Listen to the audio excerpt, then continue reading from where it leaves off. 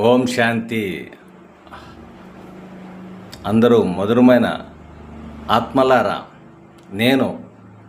నేనెవరినో ఇదివరకే మీకు చెప్పాను, ఇప్పుడు చెప్తున్నాను. మీరు చూసారా, నిడారంభంగా ఉన్నా, నాకు ఎటువంటి ఆడంబరాలు కానీ ఏమీ లేవు. ఆ పక్కన కృష్ణుడు కానీ, మరి రాముడు కానీ, వెంకటేశ్వరం కానీ, ఎవరైనా నా పిల్లలైన వాళ్ళందరూ కూడా ఎంతో అలంకారమూర్తిగా ఉంటారు. నాకేం కావాలి, నాకేమీ అవసరం లేదు.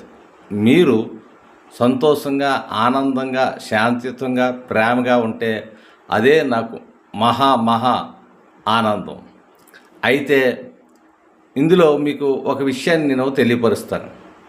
మీరు జనరల్గా మీరు రైల్వే స్టేషన్కి వెళ్ళారనుకోండి, అక్కడ ఒక బోర్డు మీద, స్క్రీన్ బోర్డు మీద టైం కనిపిస్తుంది. ఆ టైంలో ఏంటుంటుంది, 4 ఎనిమిదిలు ఉంటాయి. సో అష్టాత్మాలని చెప్పాం, 4 ఎనిమిదిని టోటల్ చేస్తే 32 వస్తుంది.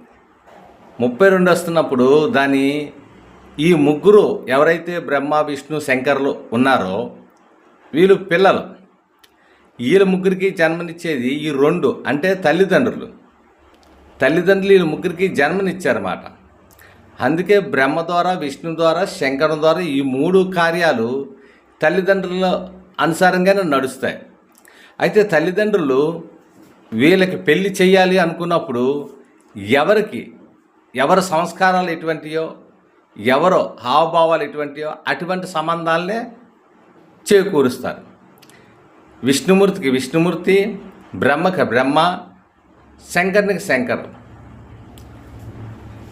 వాళ్ళ సంస్కారాలకు అనుకూలంగానే అక్కడ సంబంధాలు ఉంటాయి. అదేవిధంగా ఈ 3, 2 ఎవరైతే ఉన్నారో ఈ కలిసినప్పుడు ఈ 5 కూడా కుటుంబం ఎప్పుడు కలిసిమెలిసి ఉండాలి. ఎప్పుడైతే ఈ కుటుంబం అంటే 5000 5,000 సంవత్సరాలు ఫిక్స్ అయి ఉంటారు, అంటే సంతోషాలు, ఆనందాలు, సుఖదుఖాలు అన్నిట్లోనూ ఉంటాయి. అయితే ఈ పక్కనే ఎవరైతే ఉన్నారో నా బచ్చే కృష్ణుడు, ఇతన కూడా అంటే భగవద్గీత చెప్పింది నేనైనప్పటికీ కూడా భగవద్గీత బొమ్మ మీద మాత్రం నా పిల్లడు బొమ్మ వేశారు. నేను లోన్ ఉంటాను, ఆయన పైన ఉంటాడు. లోన్ ఉన్నవాడి కోసం ఎవరికీ తెలియదు, పైన ఉన్నవాడికే తెలుస్తుంది. అందుకు మీరు చక్కగా నన్ను యథార్థంగా తెలుసుకొని నా నామం శివ, సదాశివ, నాతో ఎక్కువగా సంబంధం జోడించుకొని శాంతి, సుఖాన్ని, ప్రేమని, ఆనందాన్ని ఆరోగ్యాన్ని బాగా ఉంచుకోండి. అచ్చా. ఓం శాంతి.